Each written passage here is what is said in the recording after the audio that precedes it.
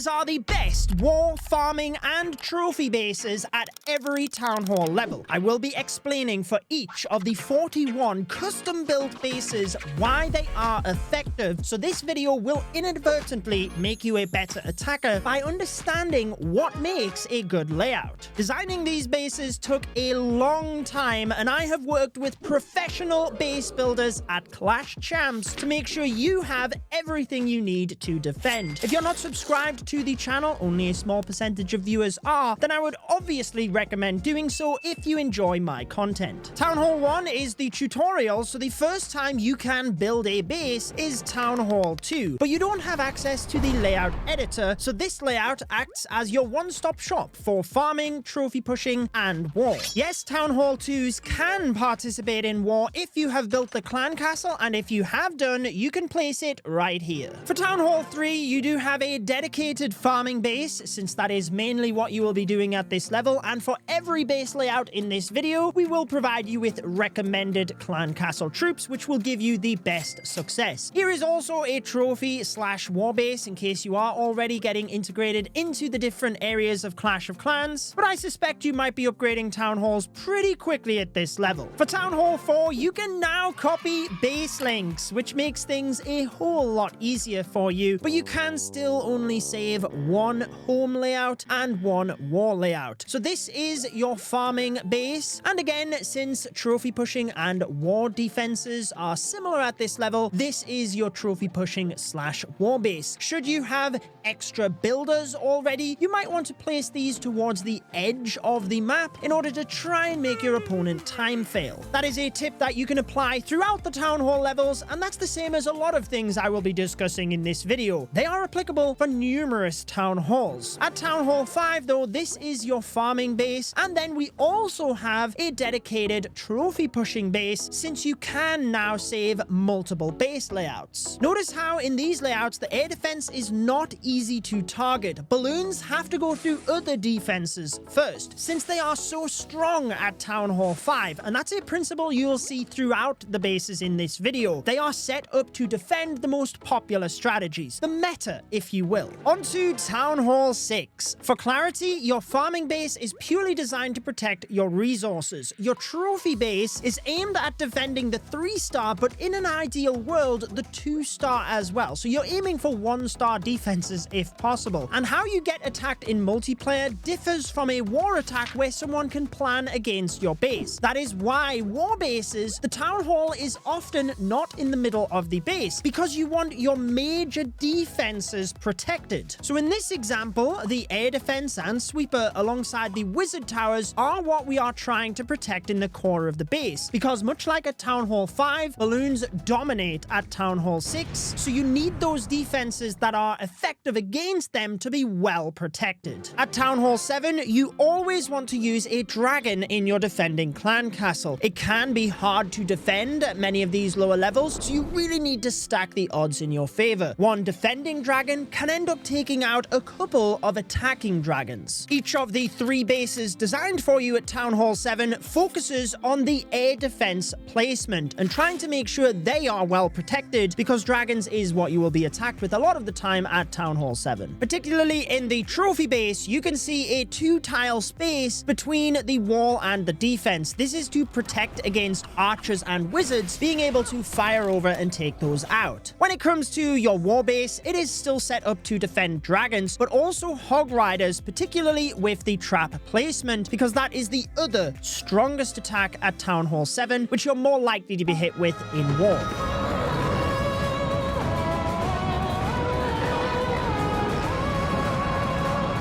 At Town Hall 8, the dragon is still very effective in the clan castle, and I feel these 3 designs really showcase the difference in base types. Whilst I mentioned it earlier, this gives you a clear example. So the farming base is set to protect the storages. Because your king now goes up to level 20 at Town Hall 8, the Dark Elixir is very much in the center and protected, since you will need it, but you can notice it's not easy to get to all of the storages. So even if they break into one side of the base, they can't easily get all of the loot from the other side. When it comes to your trophy base, the primary focus is protecting the town hall. Remember, people cannot build specific armies against you in multiplayer, and you're not realistically going to be in Legends as a Town Hall 8, so you might be able to get some 1-star defenses. In War, when people can build specific armies for your layout, that is when you have an anti-3-star layout. So the town hall and the storages are pushed to the outside of the base. At this level, your town hall is not a defense, and the storages alongside the town hall have high amounts of hit points, i.e. it takes the troops quite a bit of time to get through them, so you can use them as meat shields for your defenses, which are well protected in the center of the base, alongside your clan castle, because at this level, you can start to make your clan castle non-lurable, i.e. your opponent has to start taking out defenses before they can pull your defending dragon, so you've got a better chance of it ruining their attack. At Town Hall 9, the amount of strategy options available expands massively, but we have some tricks in order to defend those. Firstly, your defending clan castle troops is recommended as a witch, baby dragon, and archers. This aims to stall the dragons in the middle of the base, but when you combine that with the geared up archer tower and air traps in the center, not to mention there are storages with those high hit points I talked about, preventing the dragons getting to those defenses, it really gives them a hard time. I have to say, I love the design of the trophy base. Whenever you look at a base and you just don't even know how to start attacking it, that's when you know it's a good design. But let's talk about the war base specifically, because I've mentioned the dragons, but how do you defend the witches? They are so powerful at Town Hall 9. Well, with this layout, you can see the giant bomb and small bomb combinations on the outside of the base, because the common approach with witches is to walk some into the middle, but then have the other witches flanking the outside. With no defenses on the perimeter of the base, even the mortars are on the inside. The golems cannot walk down the flanks in order to set off those traps ahead of the witches, and that leaves them incredibly vulnerable, especially when you combine that with the splash damage just on the inside of the base, and we even have the Tesla on the inside for added DPS. Anyone hoping to just spam witches against your base is going to have a much harder time. Town Hall 10, you now have access to the Inferno Towers, and a common question is, should they be single or multi-mode? For farming and trophy pushing, I would always recommend 2 multi-target Infernos. That does differ for war attacks, but sticking to this for the moment, you are far more likely to be hit with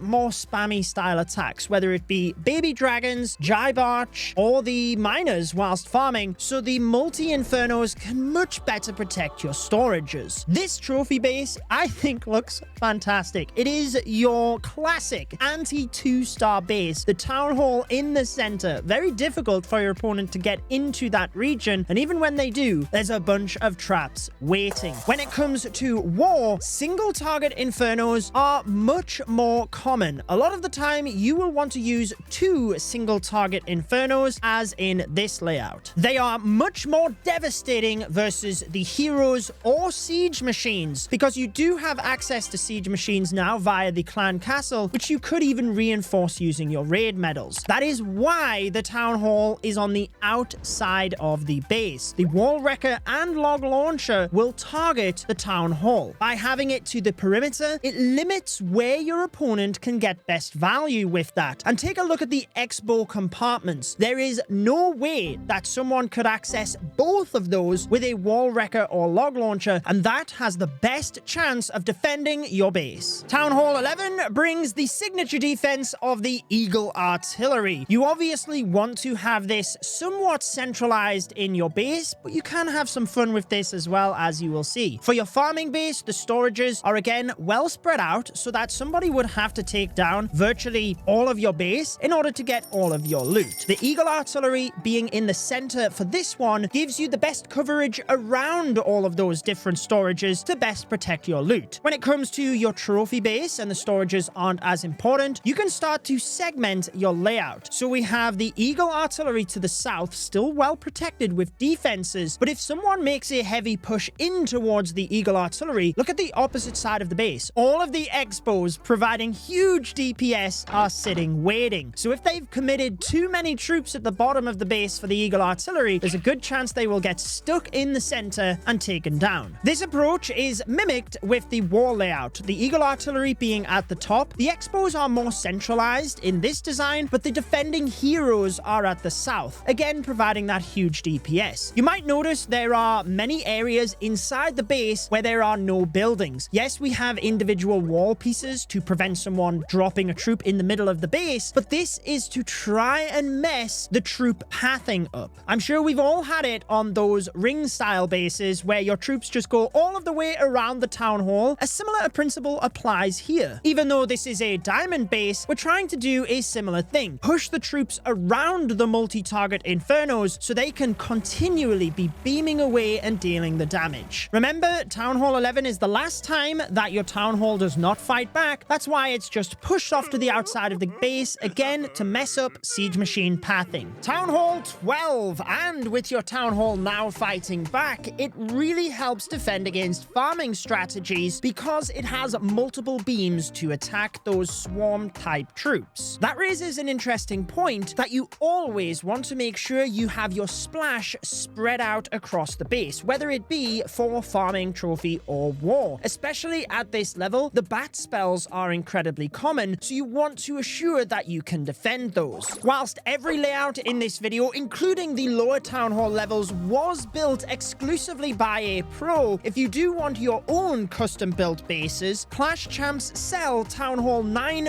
through 16 layouts. You can even save 10% with code Judo, but what I like about this site is there is a full library of free bases for any level. Town Hall 13, you now have 2 scatter shots to help defend your village, so even more splash around the base, which, just like at Town Hall 12, you want to assure is spread out. And much like what I talked about back at Town Hall 10, you always want to make sure your Inferno towers are set to multi-mode when it comes to a farming layout. This obviously differs as you get to trophy and war bases, and that also is where you will see a lot more variety in the clan castle troops. Sometimes we have tank-style CCs, such as a Lava Hound, purely meant to stall your opponent, try and make them time fail, but also allow the defenses longer time to deal damage. Other times, depending on the layout, you might have high damage troops in there, such as super minions, and this can help provide DPS to an area of the base that is a little bit more vulnerable. Ultimately, there's a number of different ways to try and defend. That's what I love about Clash, is the variety in strategy. And one thing that is always asked is, why are compartments left open? This is all to do with wall breaker pathing. Wall breakers target buildings inside of closed compartments. So by having openings in a bunch of the walls, it does mean that wall breakers might not target where your opponent thinks they will. And whenever you can trip your opponent up and have their attacks start to go off course, you've always got a much better chance of defending. Town Hall 14, and right out of the gates, I have to say, I love this farming base. You will be hit with a lot of sneaky goblin attacks, and trying to get them to target the storages. Commonly, people take super wall breakers alongside them.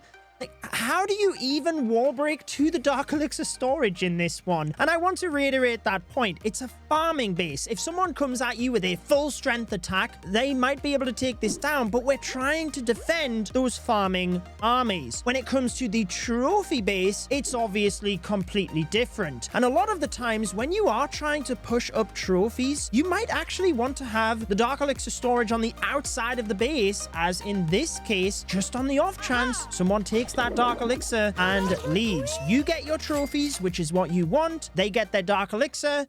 We're all happy. Moving to the war base, you can see that a lot of the principles I've been talking about apply here, and anybody that's seen the previous editions of the Best Bases video knows that that is what I try and do, provide value throughout the entire video. Speaking of which, those other Best Bases videos still have very effective layouts. It's only really the top couple of Town Hall levels where the meta shifts drastically, so if you do want to have variety in your bases, feel free to check out those other videos, and I tend tend to do this every year as the meta has shifted and new Town Hall levels are released. Town Hall 15, and this year for the farming layout, we're trying to defend not just the sneaky goblins, but also the super barbarians, because they are becoming a lot more popular as well. As I was just talking about though, depending on your trophy range, if you are only hit with sneaky goblins, last year's edition, we purely tried to defend that strategy. So if that's all you're hit with, you might want to check out last year's video. At this level, the trophy bases start to look a lot more like war bases, because you're pushing higher up in the leagues. The opponents you're coming up against are a lot more talented because they've been playing longer, so they're much more likely to get the 2-star, and you're trying now to defend the 3-star. This is also where a lot more trickery comes into play with the traps. Since at this level, everyone has a lot more experience, you're going to have to trip people up more. So for example, with the war base, notice that there's not a lot of value around the scatter shot at the north of the base, so any queen chargers would really be aiming to attack from the 6 to 9 side, because there looks like there's a lot more value, but that's also where all of the traps are, including the Tesla, which are specifically placed to stop the queen or electro titans pushing up to the town hall. So you never know, even though a war base is purely designed at preventing a 3-star, maybe you can get a 1-star defense. The super archer blimp is also a lot more popular at this level, so in that region where people think they might want to land, we have a poison tower to make it a bit more difficult. My clan, the Judo Jungle, is currently recruiting Town Hall 15 and 16 players, so if you are interested in applying, I am not part of the recruitment team, you can do so on my Discord server. Town Hall 16, the new highest level in the game, and I am certainly happy to have a new farming base as well, because, spoiler alert, I use all of the bases in these videos. The pros have put an incredible amount of time into custom building every one of the layouts, even those lower Town Hall levels, so thank you to all of them involved. And with this farming layout, it doesn't matter what the Town Hall is, you're trying to protect the storages, so they're well spread out, well protected, and you also have 2 poison towers to go alongside all of that splash damage I've been talking about. Once we get to the trophy base though, notice that we have